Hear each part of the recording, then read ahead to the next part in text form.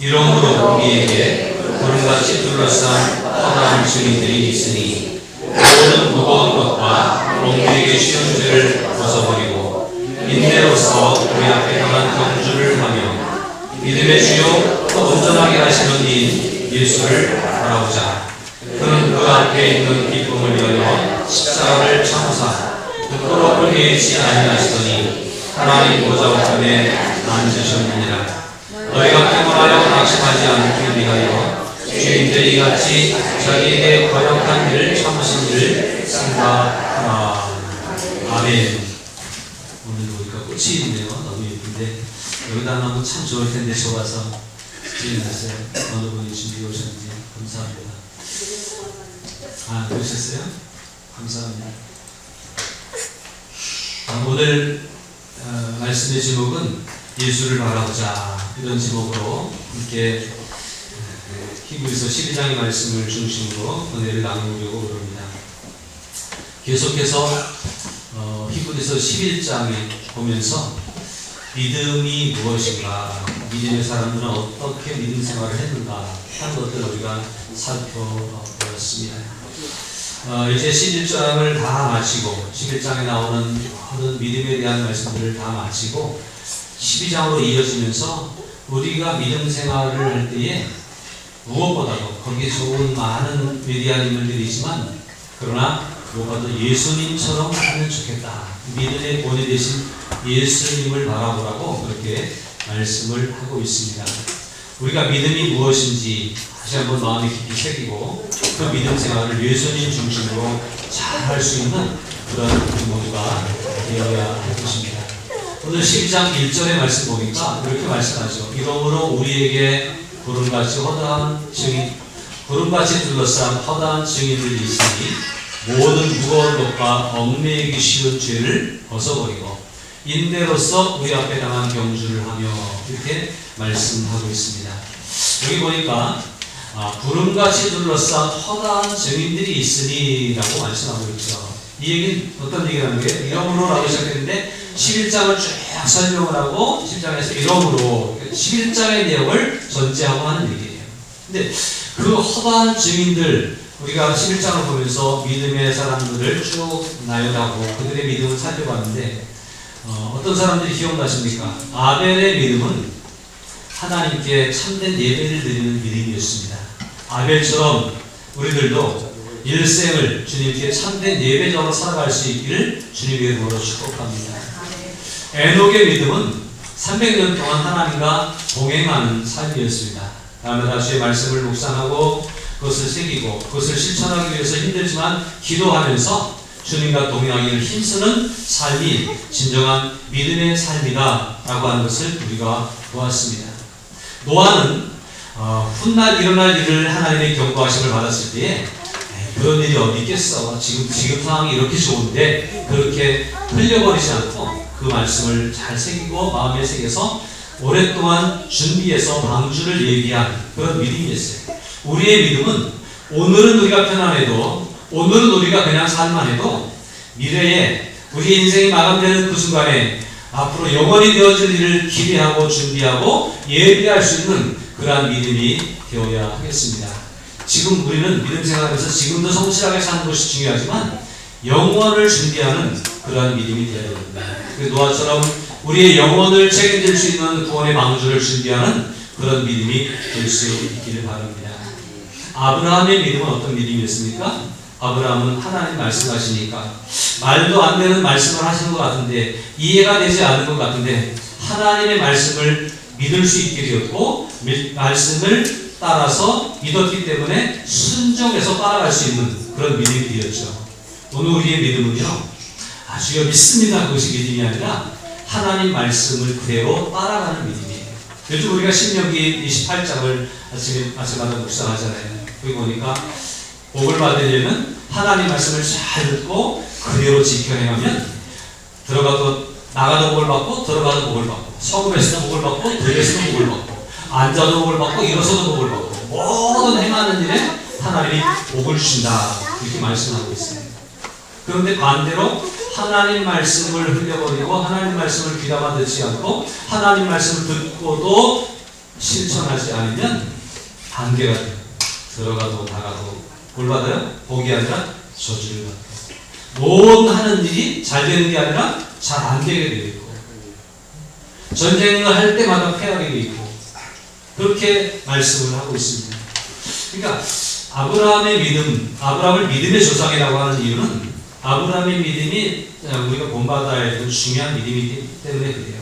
그래서 아브라함의 믿음은 말씀을 듣고 말씀으로 순종하는, 불가능할 것 같은데, 안 될 것 같은데, 이성적으로 상식적으로 이해가 안 되는데 따라 순종할 수 있는 믿음, 그 믿음이 아브라함의 믿음이었습니다. 모세의 믿음은 어떻습니까? 모세의 믿음은 내가 바로의 왕국에서 편안하게 살 것인가, 아니면 하나님을 위해서, 나라 민족을 위해서 이 몸을 불살라 헌신하고 고생스럽더라도 의미 있고 가치 있는 삶을 살 것인가, 이것을 놓고 계산하다가 의미 있는 일을 위해, 가치 있는 일을 위해, 영적인 일을 위해 결단한 믿음이 모세의 믿음이었습니다. 이런 믿음의 사람들이 수두룩히 많은 거예요. 그 외에도 여러 사사들의 이야기가 있고, 또 선지자들의 이야기가 있고, 많은 우리 믿음의 선배들의 아름다운 믿음의 모습들이 거기에 있는데, 많은 기적을 경험하기도 하고 많은 고난을 겪기도 하고 그랬지만, 믿음으로 승리했던 그들의 믿음을 우리가 따라가자. 이 허다한 증인들의 그 이야기들을 흘려버리지 말고, 그때 모세는 이렇게 극복했지, 이런 상황이 아브라함은 이렇게 하더라, 그러면서 그 믿음의 선배들을 믿음을 본받아서 우리도 그렇게 살아가야 된다라고 하는 거예요. 그래서 허다한 증인들을 잘 마음에 새기고 그렇게 따라갈 수 있는 우리들의 믿음이 되면 좋겠습니다. 또 이 1절의 말씀에 보니까 우리 앞에 당한 경주를 하며 이렇게 말씀하고 있어요. 그래서 믿음은 뭐냐? 특별히 믿음 생활은 뭐냐? 믿음 생활은 구경하는 게 아니라, 관람자가 아니라 경주자가 되어야 된다라고 하는 거죠. 믿음은 그냥 따라만 가는 게 아니에요. 구경만 하는 게 아니에요. 믿음은 실제로 내가 뛰는 거예요. 내가 경기하는 자가 되는 거예요. 고대 올림픽에 보면 마라톤 하는 사람들이, 그때는 지금같이 훌륭한 유니폼이 없었잖아요. 거의 알몸으로 뛰었다고 해요. 그래서 그리스의 올림픽 벽화라든지 그림이라든지 이런 걸 보면 알몸으로 마라톤을 하는 그런 사람의 그림이 있고 그렇습니다. 경주를 하려면 거추장스러운 것이 없어야 된다는 거죠. 그러면 달리기를 하는데, 그냥 달리기 하는 건 있잖아요. 며칠 전에 장례식 갔다 오면서 중앙탑에 한밤중에 달려가며 체조를 하고 왔는데, 거기서 뛰고 그런 분들이 있어요. 달리기를 하는데 웃으면서 장난하며 뛰니까 이상한 폼으로 뛰기도 하고, 그러다가 실제로 경주자로서의 달리기는 어떻게 했죠? 죽기 살기로 뛰는 거잖아요. 그러면 어떻게 뛰어야 되죠? 이렇게 손바지를 입고, 패딩 점퍼를 입고, 그러고 달리기를 하는 게 아니라, 진짜 달리기에서 이기고자 하는 욕심이 있으면 어떻게 하죠? 다 벗어던지죠. 그래서 경기하는 사람들의 유니폼을 보면, 특별히 달리기 하는 사람들의 유니폼을 보면 보기 민망할 정도로 벗고 뛰는 그런 모습을 보지 않습니까? 체면 차린다고 나는 도저히 저렇게 못 뛰고 차려입고 이렇게 입고 달리기에 나가면 지겠다고 하는 얘기죠. 그것처럼 달리기를 하는 경주자로서는 벗어버려야 돼요. 오늘 본문에도 보면 우리가 믿음의 경주를 하는데 벗어버리고 경주를 해야 된다, 이렇게 말씀하고 있어요. 벗어버리고. 뭘 벗어버릴까요? 사실은 목회자가 이 양복을 벗어버리면 좀 더 몸이 가볍겠죠? 이런 것을 얘기할까요? 우리가 영적으로 벗어버려야 될 것들이, 우리가 믿음으로 승리하려면, 믿음의 경주를 잘하려면 영적으로 벗어버릴 것들이 분명히 있다라고 하는 것이에요. 뭘 벗어버릴까요? 오늘 본문을 보시면 모든 무거운 것들을 벗어버려라, 이렇게 말씀하고 있어요. 무거운 것들을 벗어버려야 돼요. 무거운 것. 우리가 인생을 살면서 또 신앙생활하면서 우리에게 무거운 것들이 무엇일까요? 요즘은 짐을 머리에 이고 다니는 분들도 없고 등짐을 지고 다니는 분들도 별로 없어요. 다 이제 도구를 사용해서 그렇습니다. 그런데 우리가 인생을 살아가면서 무겁게 여겨지는 것들이 무엇일까? 특별히 신앙생활하면서 무겁게 여겨지는 것들이 무엇일까를 곰곰이 생각을 해봤습니다. 아마 이런 것들이 아닐까 싶어요. 이게 큰 잘못이거나 죄는 아닌데 이것이 너무 지나치면 신앙생활에 부담이 되는 그런 일들이 있어요. 여러분 요즘 봄에 꽃이 활짝 펴가지고 그런데 소풍들 한 번씩 다녀오셨나요? 교회 소풍은 언제 가냐고 묻는 분이 벌써 계세요. 또 저도 뭐 가까운 데서 꽃도 보고 교회 왔다 갔다 해서 복숭아꽃도 구경하고 그렇습니다.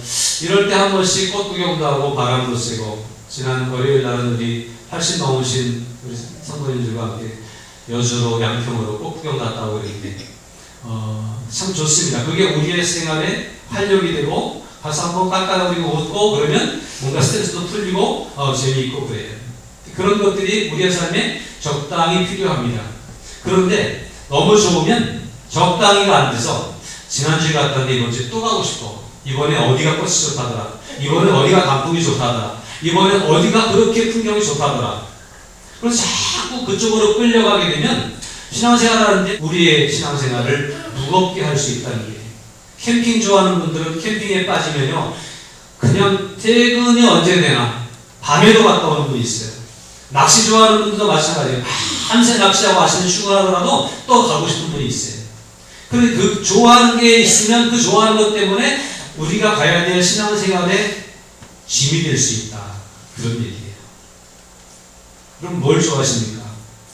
스마트폰을 좋아하십니까? 요즘 스마트폰 없이는 살기가 참 어려운 세상이 되어 있어요. 없이 사는 분들도 물론 있습니다만 저도 스마트폰 안에 별게 다 있습니다. 스마트폰으로 은행 물림도 다 처리하고 카드도 거래 다시 번호도 살고 또 거기서 어떤 소식도 듣고 소통도 하고 다양하게 합니다. 그런 상황이 있어요. 그런데 그것에 너무 빠지면 또 영적으로 우리가 방해받을 수도 있다고 하는 거예요.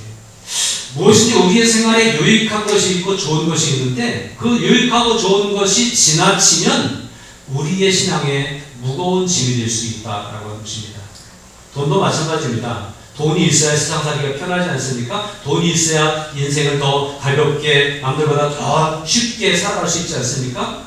그런데 신앙생활에는 꼭 그런 것만은 아니에요. 돈 하고 살다 보면 오늘 여기 앉아있는 게 너무 부담스러워요. 오늘 내가 살아나가 뛰면 몇십만 원인데 이런 생각이 들면 신앙생활에 무거운 짐이 될 수가 있다는 겁니다.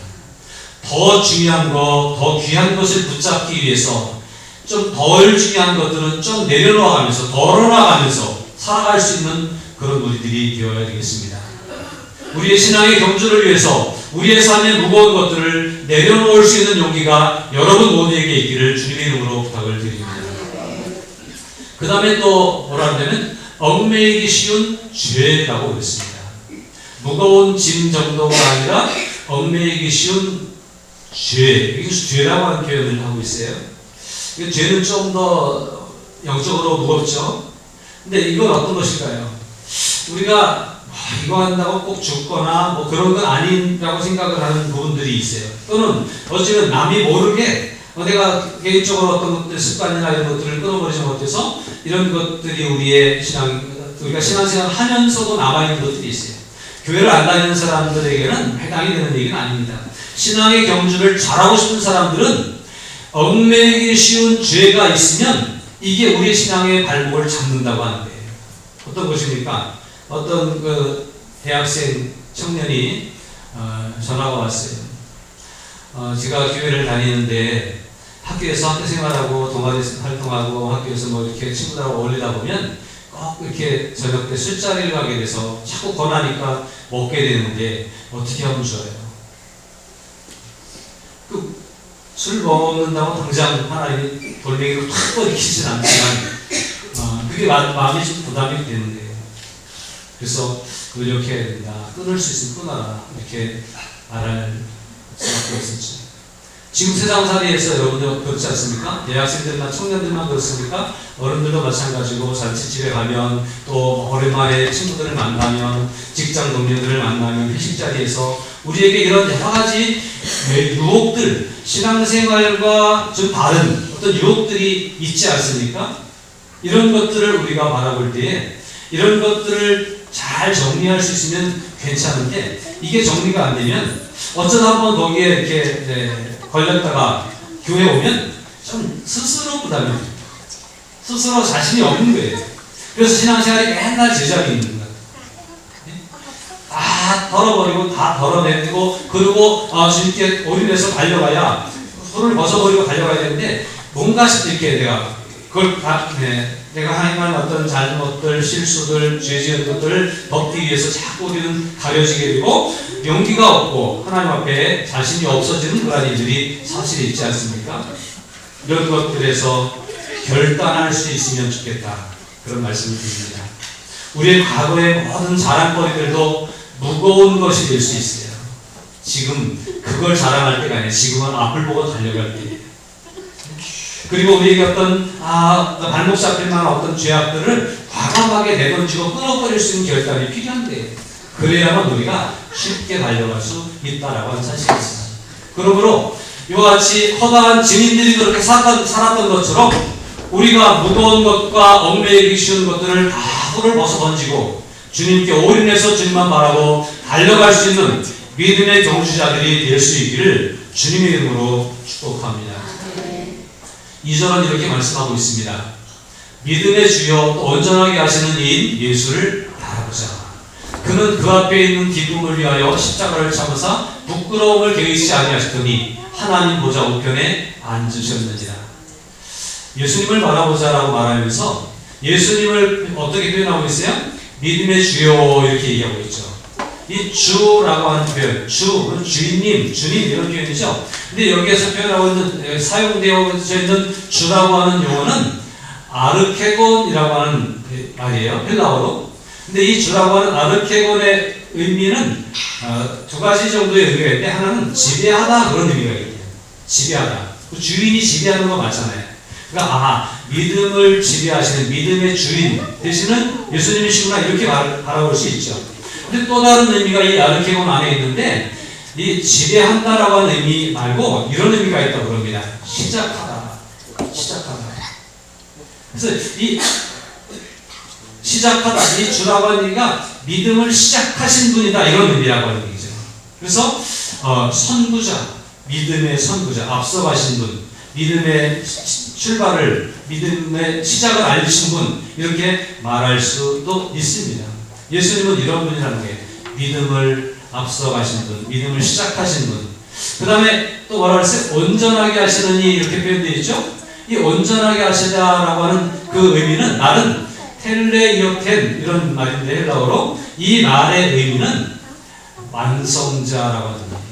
자, 그럼 이렇게 얘기해서 믿음의 주여 온전하게 하시는 이라고 한 이 말씀은 어떤 말이에요? 의역을 하면 믿음을 시작하시고 믿음을 완성하신 예수님 이렇게 볼 수 있죠. 우리가 믿음 생활을 잘하고 믿음의 경주를 잘해야 되는데 믿음을 시작하시고 믿음을 완성하신 예수님을 바라보고 예수님처럼 하는 것이 믿음 생활을 잘하는 것이다 그런 말씀이에요. 우리말 성경이 이렇게 번역하고 있습니다. 한번 읽어보실까요? 우리말 성경 시작. 믿음의 창시자요 완성자신 예수를 바라봅시다. 그는 자기 앞에 놓여있는 기쁨을 위해 부끄러움을 개의치 아니하시고 십자가를 참으셨습니다. 그래서 그는 하나님의 보좌 오른편에 앉게 되셨습니다. 우리말 성경은 이렇게 번역하고 있습니다. 믿음의 창시자요 믿음의 완성자이신. 그러니까 믿음을 생각할 때 예수님이 시작이고 끝이라고 하는 거예요.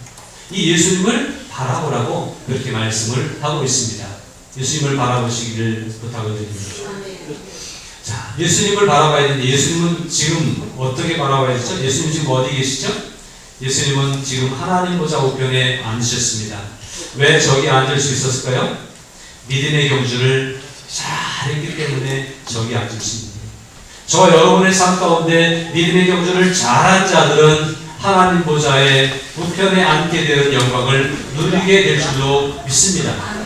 제가 소망하기는 오늘 말씀 앞에 서 있는 저와 여러분들이 이 자리에 있는 우리 모든 성도들이 하나님 보좌 우편에 반드시 앉을 수 있는 특권과 축복을 누리시기를 주님의 이름으로 축복합니다. 이걸 위해서 우리가 믿음의 경주를 잘 해야 되는 거예요. 꼭 잘 달려야 되는 이유는, 꼭 승리해야 되는 이유는 저기에 앉아서 하나님이 씌워주는 면류관을 얻기 위해서 그렇게 하는 것입니다. 예수님이 하나님 보좌 우편에 앉게 되시는 과정 가운데 어떻게 하셔서 저기 앉으셨을까요? 예수님은 하나님이셨고 하나님의 아들이셨지만 아버지의 뜻을 받들어 이 땅에 오셔서 아버지의 뜻대로 살기를 매우 힘쓰셨어요. 때로 너무너무 힘든 십자가 앞에서 갈등도 있었지만 그러나 아버지의 뜻에 귀엽고 순종하심으로 결국 하나님 보좌 우편에 도달하시는 영광을 누리게 되었다고 하는 사실입니다. 그러므로 예수님처럼 하나님 보좌 우편에 앉는 영광을 누리기 위해서 우리들도 믿음의 경주를 잘해야 될 것입니다.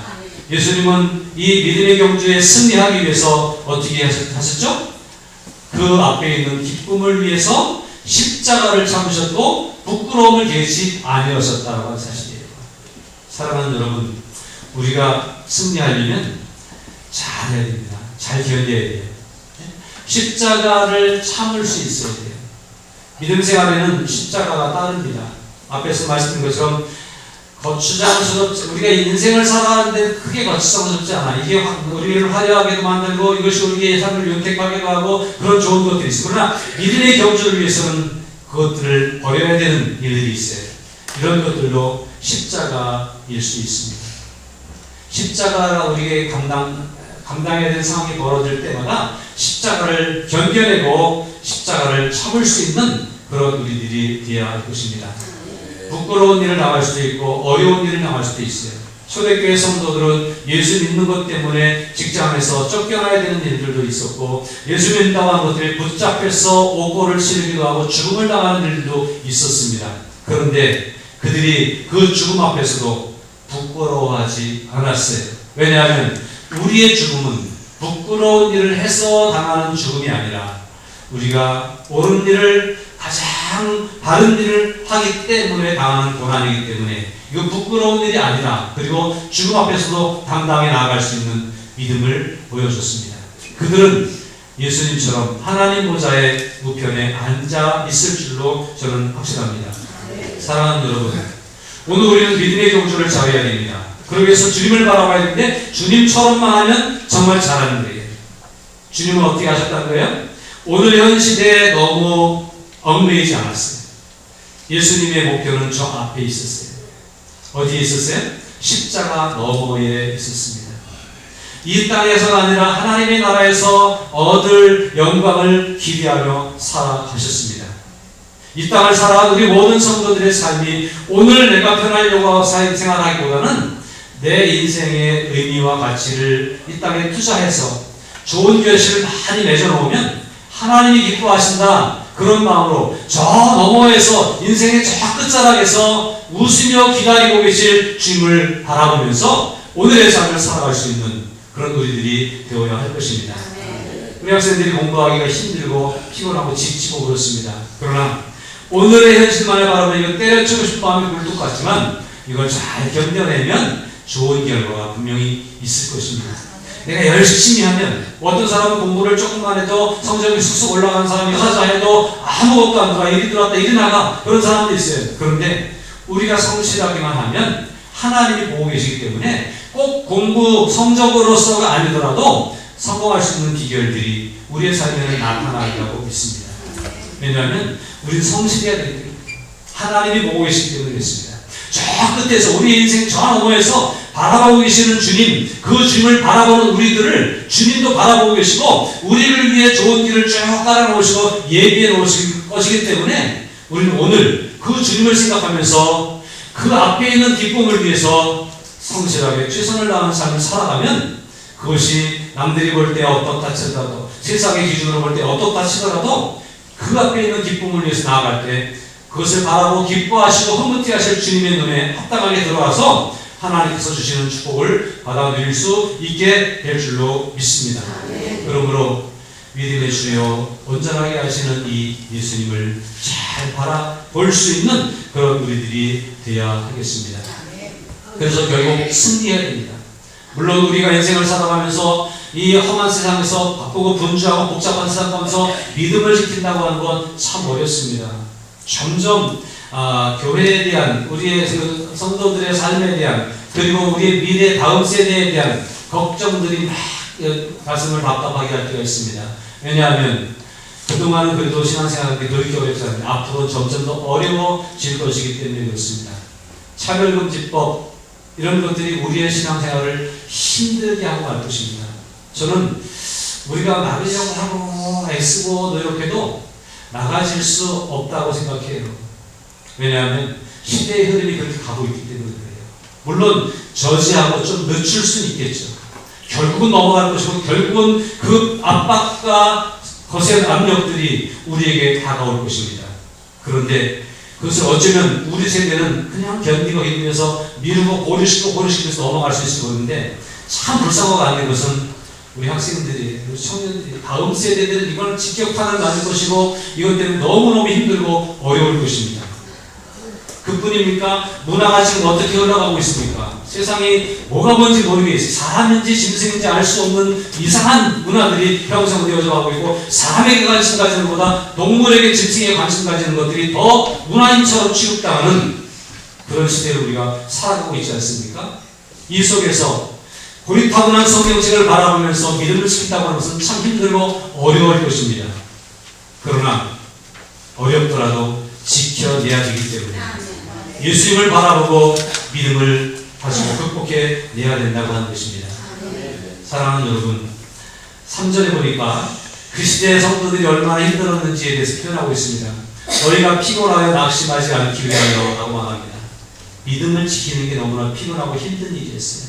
신앙생활 한다고 하는 게 너무나 힘들고 고달퍼서 낙심하고 싶었고 내던지고 싶었고 포기하고 싶어지는 그런 일들이 너무나 많았던 그런 시절이었습니다. 얼마나 힘들었으면 멀쩡히 다른 직장에서 교회 다닌다고 싸르는데 어떻게 해요? 장사가 잘 됐는데 교회 다니는 줄 알고 저희 교회 다니는데 손가락질 하면서 거기 안 오기 시작하는데 어떻게 해요? 그런 일들이 저 시대에 있었다는 거예요. 그런데 우리의 다음 세대들에도 그런 일들이 분명히 있을 겁니다. 지금 우리 학생들이 여기 교회 나와서 열심히 착실하게 신앙생활하고 있고 교회에서 봉사하고 있지만 여기서 우리가 얘네들만 보지만 얘네들이 학교에 가면 교회 다니는 애들이 별로 없는 거예요. 교회 다니면 무슨 골동품 취급당하고 교회 다니면 아주 무슨 고리타분한 사람 취급당하는 그러한 시대를 지금 이미 살고 있습니다. 그래서 교회 다니고 싶지 않은 사람들도 많이 생기는 거예요. 코로나 이후 많은 사람들이 교회를 떠났고 그 중에 많은 젊은이들이 교회를 떠났습니다. 요즘 이제 통계가 나오는데 청년들이 다시 교회 가고 싶다 그런다는 거예요. 교회 안 다니니까 세상 사람들하고 어울리는 건 괜찮았어요. 그런데 이게 뭔가 허전한 거예요. 마음이 허한 거예요. 그래서 다시 교회 가고 싶다라고 하는 생각은 있대요. 근데 놀라운 거냐고. 교회 가고 싶은 마음이 있는데 발이 안 떨어지는 거예요. 왜? 주일날마다 친구가 부르거든요. 술자리에서 부르거든요. 습관이 굉장히 중요합니다. 한번 밖으로 나가는 습관을 들이면 계속 밖으로 나가게 돼 있고 한번 주의를 빼먹기 시작하면 계속 빼먹게 돼 있고 습관인 거예요. 나중에 후회하게 되는 일이 생기지 않으려면 지금 우리 학생들이 지금 청년들이 잘해야 되고 우리 주일 학생들 잘 길러야 될 줄로 믿습니다. 한번 넘어가면요 돌아오기가 쉽지 않아요. 교회 가고 싶은 마음이 있어요. 나도 교회 옛날에 다녔다고 얘기하고 있어요. 그런데 잘 안 되는 거예요. 왜? 세상이 막 잡고 있기 때문에 세상이 우리를 놔주지 않기 때문에 그렇습니다. 초대교회 성도들이 피곤하여 낙심하는 일들이 참 많았습니다. 그러나 주님을 바라보고 이겨내야 되지 않겠느냐. 주님을 봐라. 주님은 죄인들이 이같이 자기에게 거역한 일을 참고 이겨내지 않으셨느냐. 그분을 생각해라. 이렇게 말씀하고 있습니다. 예수님이 어디까지 참으셨는지를 여러분 아시지 않습니까? 제자들이 예수님을 다 모른다고 뒤로 돈을 돌리는 일을 참아내셨습니다. 호산나 다윗의 자손이여 그러면서 우리 왕입니다. 그리고 보던 사람들이 그 다음날 돌아서서 십자가에 매달으라고 외쳤습니다. 십자가에 매달린 예수님 향해 조롱하면서 네가 무슨 메시아냐 십자가에서 떼내려가라 그러면서 조롱하는 사람으로 변했습니다. 내 편이 아무도 없었습니다.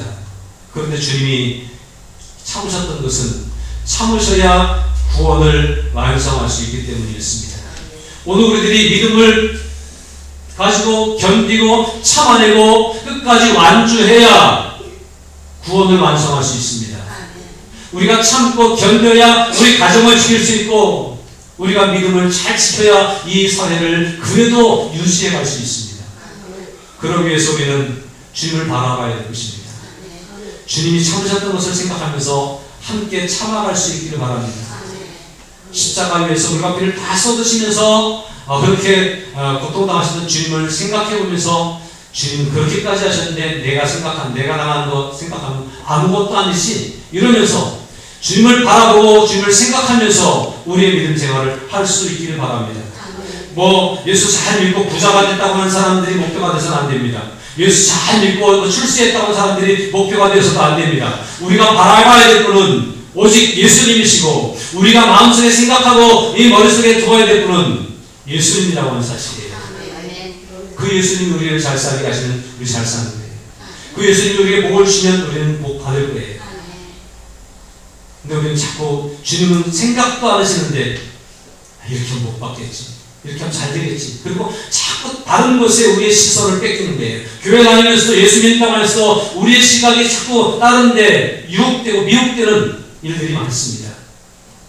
그러나 우리가 바라봐야 될 분은 예수님이십니다.